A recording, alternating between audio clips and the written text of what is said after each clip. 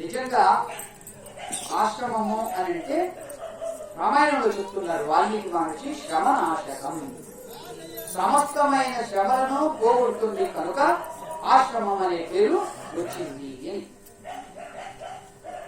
కొన్నేళ్ల క్రితం భద్రాచలంలో సీతారామ కళ్యాణోత్సవం వ్యాఖ్యానం చేస్తూ ఉన్నప్పుడు నేను రేడియోలో వింటూ ఉన్నాను. అతడు ఏమంటాడంటే, ఆ వ్యాఖ్యాత రాముడు ఒక్కసారి జీవితంలో నాకు సింహాసనం వద్దు, అధికారం వద్దు, రాజ్యం వద్దు అని త్యజించాడు. అది ఆయన యొక్క గొప్పతనాన్ని గుర్తించుకునే జనులందరూ కూడా అప్పటి నుండి ఇప్పటి వరకు ప్రతి రామనవమికి కూడా శ్రీరామ పట్టాభిషేకం చేసి సీతా కళ్యాణం చేస్తూ ఉన్నారు. అది త్యాగం యొక్క విలువ.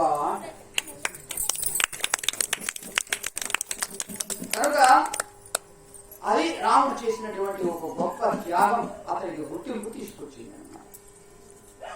జీవితం చదరంగమే కాదు, రణరంగం కూడా. చిత్త పరిపాకం చెదరకుండా సాగిపోవడం నేర్చుకోవాలి రాముడి జీవితాన్ని నుంచి అని మనం గ్రహించాలి. రామస్య అయినం రామాయణం, రాముడు నడిచినటువంటి దారి ఇది మానవుడు నడవలసిన దారి, బాట, స్థితి. ఇది త్యాగాల యొక్క బాట, అంత సంఘర్షణలో ఊట. ఎన్ని సంఘర్షణలు రాముడు ఎదుర్కొంటాడో రామాయణంలో సందర్భం వచ్చినప్పుడు మనకు కనపడుతూ ఉంటుంది. ఎన్నో సంఘర్షణలు. ఉదాహరణకు చూడండి,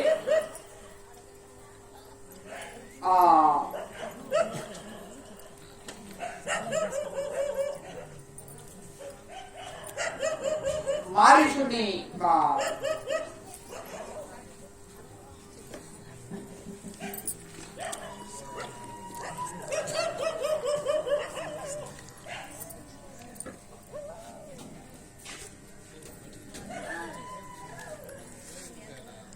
మారీషుని వధించి తిరిగి వస్తూ ఉంటే లక్ష్మణుడు కంటపడతాడు. ఎడమ కన్ను అదిరింది రాముడికి.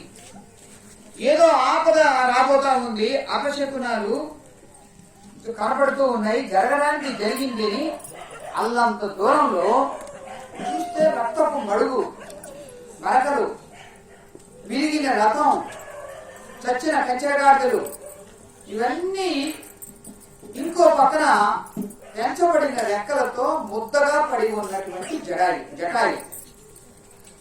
ఆ రాక్షసుడితో పోరాడాను జటాయి అంటున్నాడు. వాడి ధనస్సును, రథాన్ని, కవచాన్ని అన్నిటినీ పడగొట్టాను, కానీ వాడు మాయావి నా రెక్కల్ని ముక్కలు చేసేసరికి కింద పడిపోయాను. చూస్తూ చూస్తూ ఏడుస్తూ నిలిచిపోయాను తప్ప ఇంకేమీ చేయలేకపోయాను అంటాడు జటాయి. తండ్రి, నా కోసం ఇన్ని బాధలు పడ్డావా? అక్కడ అయోధ్యలో ఆ తండ్రి, ఇక్కడ అరణ్యంలో ఈ జటాయు తండ్రి ఈ విధంగా బాధలు పడుతూ ఉన్నారు నా వల్ల. అప్పుడు రాముడు అంటాడు, రాజాభ్రంశః వనే వాసః సీతానష్టక పితామృతః ఈదృశూయం మమాలక్ష్మీ నిదహేదపి పావకం. నా అంత దురదృష్టవంతుడు ఎవరైనా ఉంటారంటావా చెప్పు? రాజ్యాద్భ్రష్టః, రాజ్యం లేకుండా పోయింది, రాజ్యం నుంచి చ్యుతుడైపోయాను, భ్రష్టుడైపోయాను. సరే, ఎట్లా ఉన్నాను? వనే వాస, అడవులు పాలయ్యాను. సరే, అడవులు పాలయ్యాను. సీతతో బాగా ఉండొచ్చు కదా అనుకుంటే సీతానష్టక, భార్య పోయింది, రాజ్యం పోయింది, అడవులు పాలయ్యాను, భార్య పోయింది, పితామృత, తండ్రి చనిపోయాడు. ఈ విధంగా ఉంది నా యొక్క అలక్ష్మి.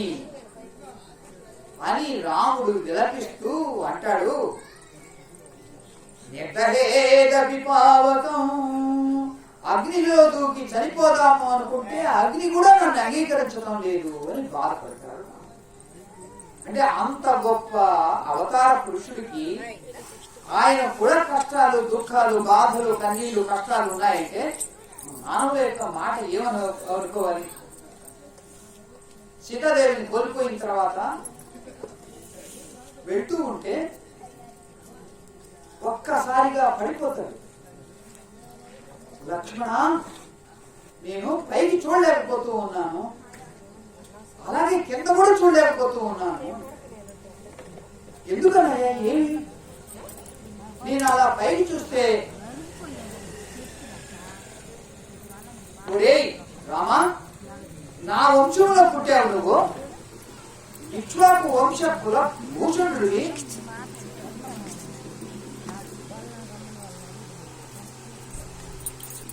నా యొక్క వంశంలో పుట్టి నువ్వు ఈ విధంగా భార్యను పోగొట్టుకున్నటువంటి నష్టజాతకుడు అయ్యావు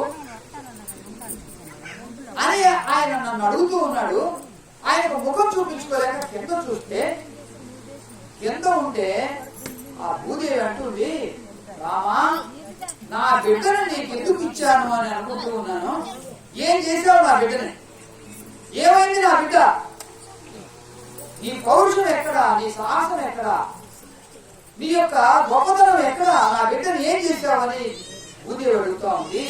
అందువల్ల పైకి చూడలేకపోతున్నాను, కిందకు చూడలేకపోతూ ఉన్నాను లక్ష్మణ.